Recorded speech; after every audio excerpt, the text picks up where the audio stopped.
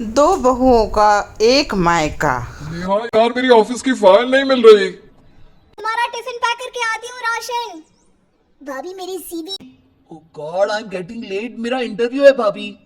ये काम वाली को भी अभी छुट्टी लेनी थी। अकेले मैं क्या क्या करूँ। अकेले सब नहीं संभलता तो प्रिया को बुला लेना बहू। कुछ दिन यहाँ आ जाएगी तो उसका दिल भी बहल जाएगा और तेरी मदद भी हो जाएगी। अपनी सास की सलाह मानकर नेहा अपनी बहन प्रिया को बुला लेती है।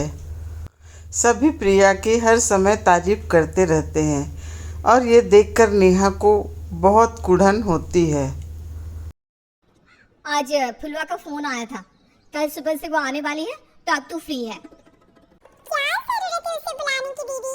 बेकार में 4000 रुपए ले लेती है। अरे पर तू कब तक यहाँ रहेगी? अब घर वापस जाना भी है या नहीं है? क्यों नहीं रह सकती नेहा यहाँ भाभी? जिस तरह आप इस घर में 2 साल से रह रही हैं, उसी तरह नेहा भी रहेगी। मैं नेहा को पसंद करता हूँ और उसी से शादी करूंगा। एक तो कोढ़ और अब उसमें खाज, एक तो ससुराल और अब उसमें बहन का राज। क्या कुछ भी बोल रहे हो गौतम? 2 बहनों को एक ही घर में ब्याह कर नहीं लाना चाहिए। मुझे तो इसमें कोई आपत्ति नहीं है बहू। अगर मेरे बेटे को प्रिया पसंद है तो इस घर में प्रिया ही बहू बनकर आएगी। और होता भी वही है। गौतम और प्रिया की शादी हो जाती है और प्रिया वही बहू बनकर आ जाती है। बेकार में माली को क्यों लगा रखा है? माली को हटा देते हैं। मैं हूं ना, मैं दे दिया करूंगी पौधों में पानी। घर में 4 पैसे बचेंगे तो हमारे ही तो काम आएंगे। ओ बहू वाह, एक तू ही समझदार आई है, वरना इस घर में तो लगता है पैसे की नदी बह रही है। जिसे देखो हर काम के लिए एक नौकर लगा देता है। नहीं पापा जी, पैसे कोई पेड़ पर थोड़ी ना उगते हैं कि जब मन चाहा तोड़ लिया। आप जीजू और गौतम इतनी मेहनत करते हैं तब मुश्किल से 4 पैसे घर पर आते हैं। ऐसे पैसों को वेस्ट होता मैं नहीं देख सकती। और प्रिया सब नौकरों को हटा देती है और बचत से घर चलाना शुरू कर देती है। शादी के कुछ दिन बाद मैं सोच रही थी क्यों ना आज हम डिनर बाहर करें। क्यों बेकार का खर्चा करना है दीदी?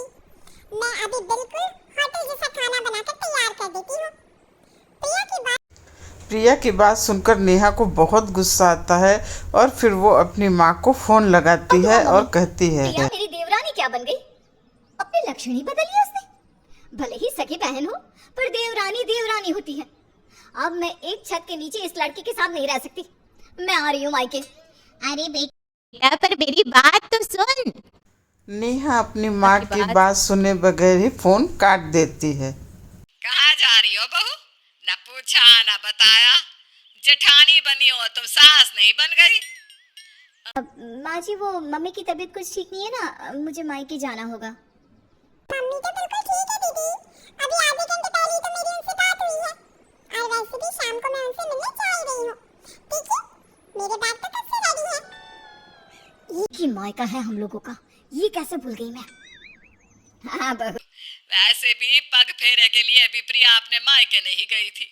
आते ही काम काज में लग गई थी बेचारी। अब जब प्रिया वापस आ जाएगी ना तब तू चले जाना मायके। ये कहाँ फंस गई मैं, न यहाँ की रही न वहाँ की। चलो अच्छा है, मायके चली जाएगी तो कम से कम ससुराल में फिर से मेरी ही पूछ हो जाएगी। अगले दिन नेहा फिर से सभी नौकरों को काम पर बुला लेती है। क्या जरूरत है बहू फिर से इतने नौकरों को रखने की? एक ही घर की हो ना तुम दोनों। पर कहाँ प्रिया कहाँ तुम? एक बेचारी पैसे बचा कर चलती है और तुम्हें तो पैसे खर्च करने होते हैं। हर तरफ प्रिया की तारीफ सुनकर नेहा बुरी तरह पक कुछ तो चुकी करना ही थी। पड़ेगा। अब पानी सर से ऊपर हो चुका है। पहला बच्चा तो मायके में ही पैदा करते हैं ना। अगर मैं सासू माँ से ये कह दूं कि मैं माँ बनने वाली हूँ तो कम से कम 9 महीने के लिए मैं आराम से मायके में आराम तो कर सकूंगी। और प्रिया यहाँ पर सारा काम अकेले करेगी तब उसकी अकल ठिकाने आ जाएगी। नेहा बाथरूम में जाती है और जोर जोर से उल्टियाँ करने लगती है। तू क्या हो गया तुझे अचानक? ज्यादा काम आ गया क्या तुझ पर? जा आराम कर, मैं डॉक्टर को बुला कर लाता हूँ। नहीं नहीं ससुर जी, ये बात नहीं है। ये तो खुशी की बात है। आप दादा बनने वाले हैं। नेहा की बात सुनकर उसके ससुराल में खुशी की लहर दौड़ जाती है। बधाई हो समधन जी, आप दादी बनने वाली हैं। अरे पर आपको किसने बताया? अभी जब प्रिया बेहोश हुई ना, तभी डॉक्टर ने बताया कि वो माँ बनने वाली है। मैं तो कह रही थी कि पहला बच्चा तो ऐसे भी मायके में ही होता है, तो मैं प्रिया को यहीं रख लेती हूँ, ठीक है ना? एक नहीं दो खुशखबरी है, क्योंकि नेहा भी माँ बनने वाली है। तो आपकी दोनों बेटियों का ख्याल तो आपको ही रखना होगा। ये सुनकर नेहा तो सदमे में चली जाती है, क्योंकि जिस बहन से वो भाग रही थी, अब मायके में उसी बहन के साथ 9 महीना रहना पड़ेगा। नेहा अपने मायके चली जाती है।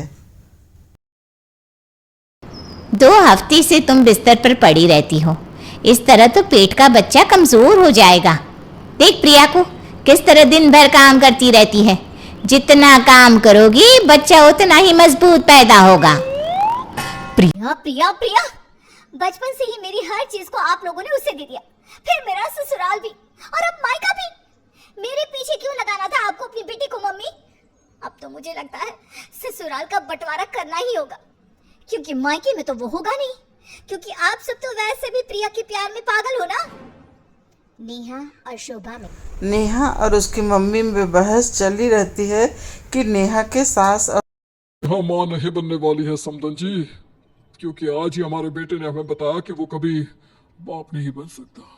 और नेहा ये सब सगाई के वक्त से ही जानती थी, पर फिर भी उसने कभी एक चू नहीं की और ना ही कभी हमें खबर होने दी।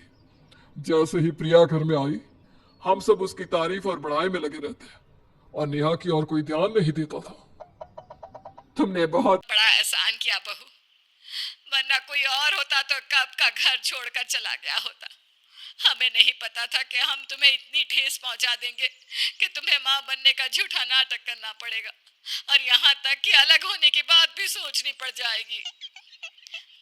नहीं नहीं सासू माँ, ससुर जी, आप लोग दुखी मत होइए, मैं कहीं नहीं जा रही।